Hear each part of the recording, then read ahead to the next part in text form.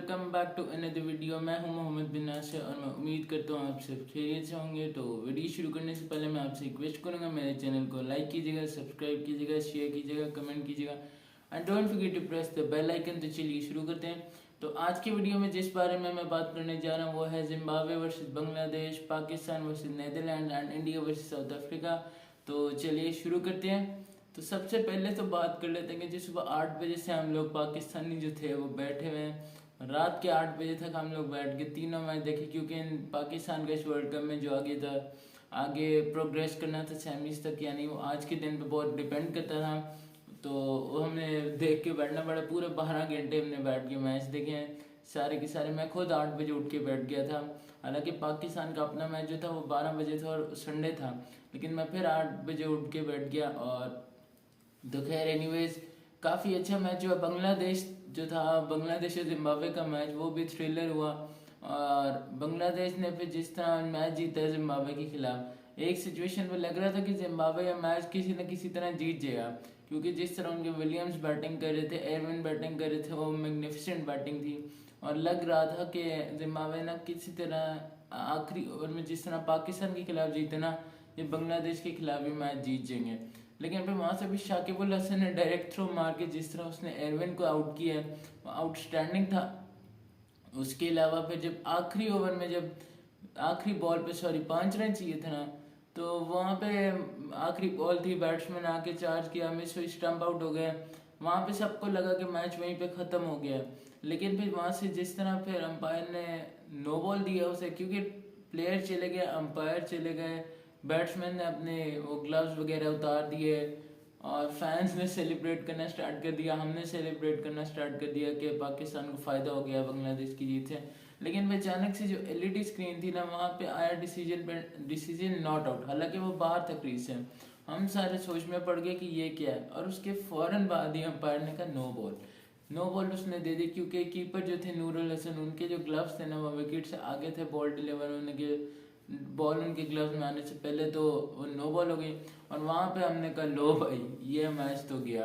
और पाकिस्तान की हमने कहा ये किस्मत ही नहीं है इस वर्ल्ड कप में, क्योंकि कुछ भी हमारे फेवर में नहीं जा रहा। और वहाँ से फिर जब आखिरी बॉल पे 4 रन चाहिए थे जिम्बाब्वे को मैच जीतने के लिए, हम फिर सब दुआएं करने बैठ गए कि ये हिट ना लग जाए इस पर। लेकिन फॉर्चुनेटली फॉर पाकिस्तान, बॉलर ने अपने आप को काम एंड कंपोज रखा और अगली बॉल पे फिर वो मिस हो गई बैट्समैन से, और बांग्लादेश जो थे वो 3 रन से मैच जीत गए। तो मतलब एशियन सुप्रीमेसी की वो जो यूनाइट होना था और सब कॉन्टिनेंट को यूनाइट होना था पाकिस्तान के लिए, तो उसका पहला बॉक्स तो टिक हो गया था। एंड बांग्लादेश ने पाकिस्तान के लिए अपना काम कर दिया। सॉरी, बांग्लादेश कह रहा हूँ, ईस्ट पाकिस्तान ने अपना काम कर दिया।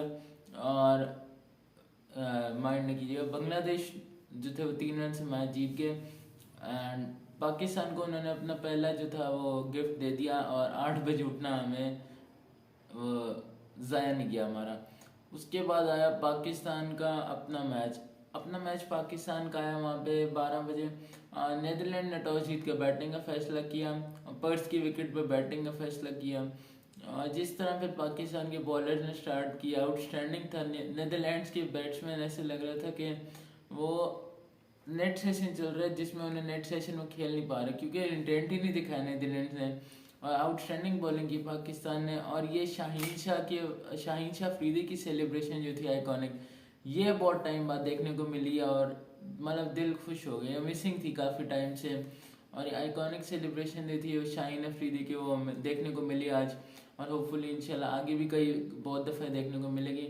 खैर उसके अलावा बांग्लादेश नीदरलैंड जो थे वो देवर नोवर देवर दे उनकी इनिंग जो थी वो कहीं नहीं जा रही थी एंड देवर स्ट्रगलिंग।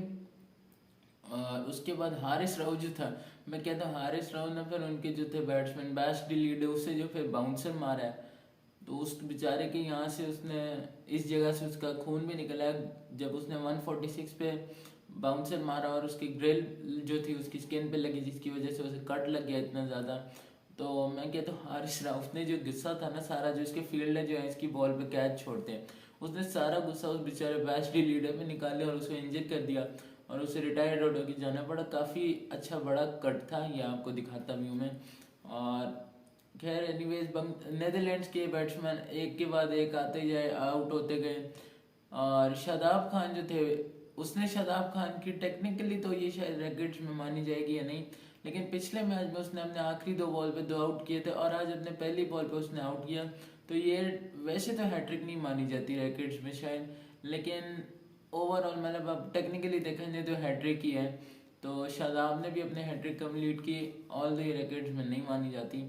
और उसके बाद जो था फिर नेदरलैंड्स के कुछ स्कॉट एडवर्ड्स जो थे और एकरमैन जो थे, उन्होंने थोड़ी बहुत रेजिस्टेंस दिखाई पाकिस्तान के बैट्समैन बॉलर्स के सामने, और 27 और 15 के रिस्पेक्टिवली। ऑल वो भी रन बॉल था क्योंकि विकेट आसान नहीं था बैटिंग के लिए, लेकिन नेदरलैंड्स जो थे ना वो स्ट्रगल ही कर रहे थे राइट थ्रू द इनिंग्स।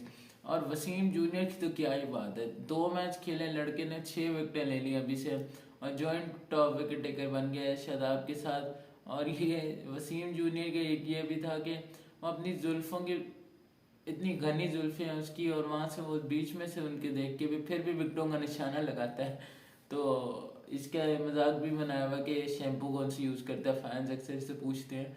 तो खैर उसने 2 बॉलों में 2 बॉल कर दिया, अनफॉर्चुनेटली हैट्रिक तो नहीं हुई इसकी, लेकिन खैर brilliant bowling display from Pakistan था। 92 पे उन्होंने आउट कर दिया सारे नेदरलैंड्स को, 93 रन का टारगेट था।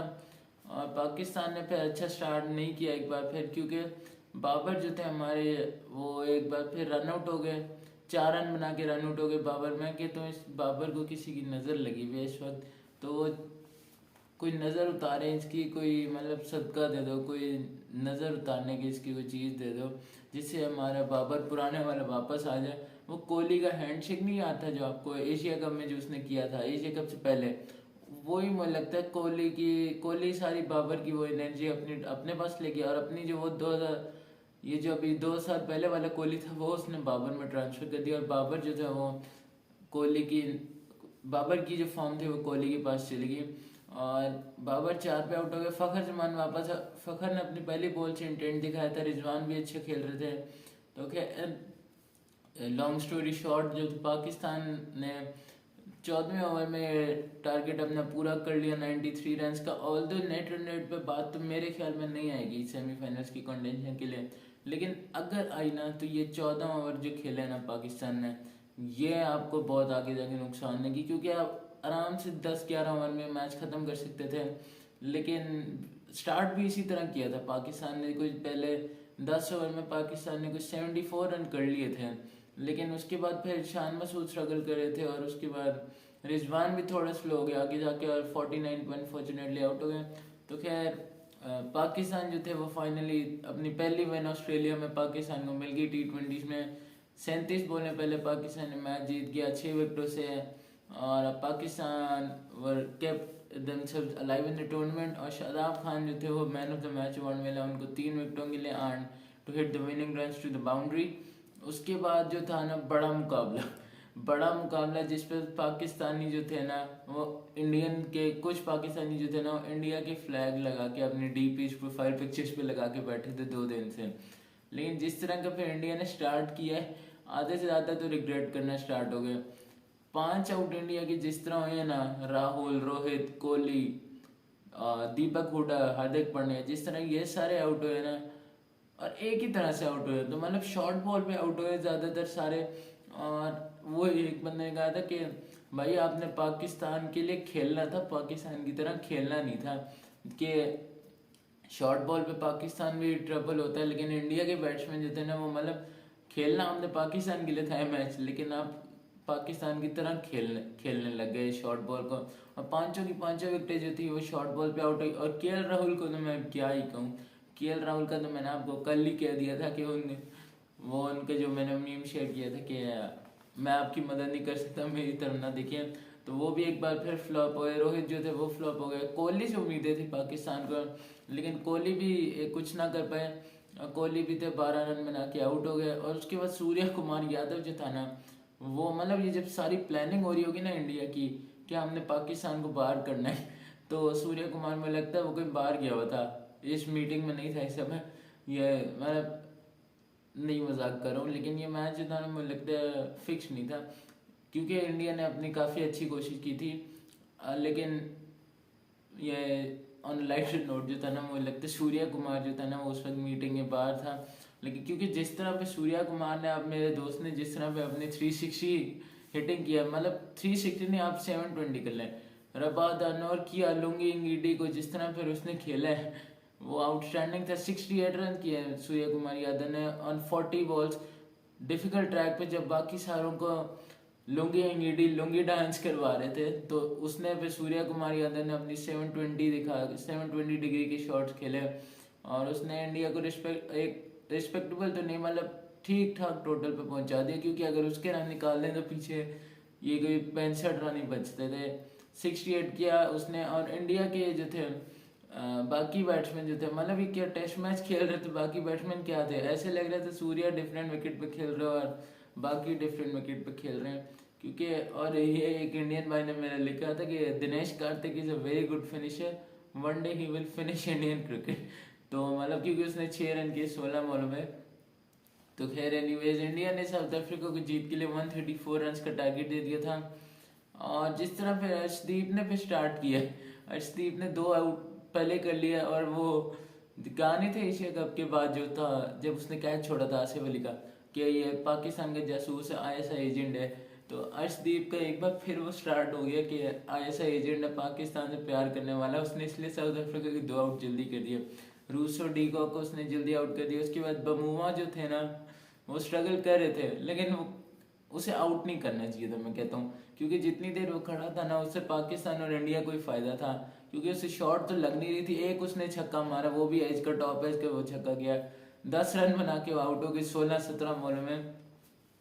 तो लेकिन उसको आउट करना महंगा पड़ गया इंडिया को। और वहां से मिलर आ गया और मार्करम है, और फिर मिलर ने फिर जिस तरह खेला है। और यहाँ पे मैं ऐड करूँ, इंडिया ने जितनी पुअर फील्डिंग की आज तक मैंने नहीं देखा। और उसके बाद एक्टिंग जिस तरह करते थे ना ये इंडिया वाले, एक्टिंग जो थे ना, अच्छा मैं एक आपको बात बताऊँ। फर्ज कर लें कोहली की जो मैच फीस है ना, उसकी आती है, फर्ज कर लें, बस मैं ऐसे एक फिगर बता रहा हूँ, 50,000 अगर कोहली के पास आए ना, तो उसके पास आते हैं 49,950 रुपीज़। पूछे क्यों? क्योंकि 50 रुपये ओवर एक्टिंग के कट जाते हैं। रोहित का भी है गया कि जिस तरह उसने भी कैच छोड़ा है कोहली ने, मतलब इतना हाथों में है कैच कोहली ने छोड़ा है। उसके बाद एक्टिंग एक्टिंग तो नहीं खैर, मतलब जो उसके बाद वो उसने की है फिर रोहित ने जितने रन आउट मिस किए, मतलब इतने पास या क्या मिस कर रन आउट, तो उसके बाद मतलब ये क्या है ये। और सुनने में आया कि कोहली ने आज एक्टिंग में अपनी जो वाइफ है अनुष्का, उसको पीछे छोड़ दिया कोहली ने एक्टिंग में। तो खैर एनीवेज, ये ऑन अ लाइटर नोट था, इसको सीरियस न लिएगा। और इंडिया ने खैर काफ़ी अच्छी फाइट की आज, लेकिन दे वर शॉर्ट ऑफ रन्स। और मिलर और मार्कर ने फिर जिस तरह उसने बैटिंग की है, दोनों ने मिलकर दोनों ने अपनी 50s कंप्लीट की हैं और दोनों ने आउटस्टैंडिंग बैटिंग की। साउथ अफ्रीका जो थे वो मैच जीत गए 2 बॉल में पहले 5 विकेटों से साउथ अफ्रीका मैच जीत गया ये। और डेविड मिलर जो था ना और मार्करम, जब दोनों बैटिंग कर रहे थे तो कह रहे थे कि इन दोनों को कोई IPL कॉन्ट्रैक्ट का कहो कि आउट हो जाओ, वरना तुम्हारा IPL कॉन्ट्रैक्ट कैंसिल कर देंगे। लेकिन खैर anyways, they were the deserving winner. South Africa जीत गया 5 विकेटों से 2 बॉल में पहले। और हारा इंडिया, लेकिन दुख हम पाकिस्तानियों को हुआ, क्योंकि अब पाकिस्तान के सेमीफाइनल में जाना काफ़ी मुश्किल हो गया आगे। और अब सिर्फ कुदरत का निज़ाम ही पाकिस्तान को बचा सकता है कि साउथ अफ्रीका और नीदरलैंड्स के मैच में बारिश आ जाए और पाकिस्तान अपने आखिरी 2 मैच जीत जाए। क्योंकि पाकिस्तान इस वर्ल्ड कप में जो था मोस्ट विंस देखी जाएंगे, अगर टीम्स के पॉइंट बराबर होंगे तो जिस टीम के पॉइंट ज़्यादा, नंबर ऑफ विंस ज़्यादा होंगी वो आगे जाएगा। और अगर नंबर ऑफ विंस सेम होंगी तो फिर नेट रन रेट देखा जाएगा। तो अगर नीदरलैंड वाले और साउथ अफ्रीका के मैच में बारिश हो जाए या फिर इंडिया जो है वो बांग्लादेश से हार जाए, तो उसी सूरत में फिर हो सकता है कि अब हमारे पाकिस्तान की चांस बन जाए। तो मतलब कुदरत का निज़ाम, जिस तरह कोच ने कहा था सकलैन मुश्ताक ने कि कुदरत का निज़ाम है, कभी बारिश है, कभी धूप है, कभी गर्मी है, कभी सर्दी है, कभी हार है, कभी जीत है। तो उसी बारिश की और सर्दी की हमें यहाँ पे अब ज़रूरत है कि वो पाकिस्तान को इस वर्ल्ड कप में अलाइव रख सके। तो क्या है, होप फॉर द बेस्ट। और बस यही था कि अब क्या कर सकते हैं आगे। दुख तो हुआ मैं बहुत ज़्यादा, मेरी खुद की तबीयत नहीं ठीक, बुखार हुआ है मुझे इस वक्त। तो मैंने कहा लेकिन वीडियो बनानी है क्योंकि आगे और भी मैचेज हैं तो वो मिस हो जाएंगे फिर। सो यस, आज जो था पाकिस्तान को जो 3 रिजल्ट फेवरेबल चाहिए थे सिनेरियोज, उसमें से 2 तो मिल गए, बांग्लादेश और पाकिस्तान खुद जीत गया। लेकिन इंडिया जो था, मैं पहली दफ़ा पाकिस्तान इंडिया पे कभी रिप्लाई किया, लेकिन इंडिया जो था ना उसने आज एक बार फिर पाकिस्तान को लेट डाउन किया और इंडिया हार गया अपना मैच। लेकिन खैर आज फाइट किया, आज लग रहा था कि अच्छा खेल रहे थे इंडिया। वो वर्ल्ड कप 2019 का आपको याद होगा, धोनी और यादव ने जिस तरह फिर खेला था वो तो लग रहा था, और आपको साफ पता चल रहा था कि जान को पाकिस्तान को आउट करने के लिए किया। लेकिन खैर आज अच्छी फाइट की, अनफॉर्चुनेटली हार गया इंडिया, लेकिन कोई बात नहीं, कभी जीत है कभी हार है, यही कुदरत का निज़ाम है। तो खैर anyways that's it for this vlog, hope you liked it. If you liked it please share, subscribe, comment and don't forget to press the bell icon. See you in the next video. अल्लाह हाफिज़।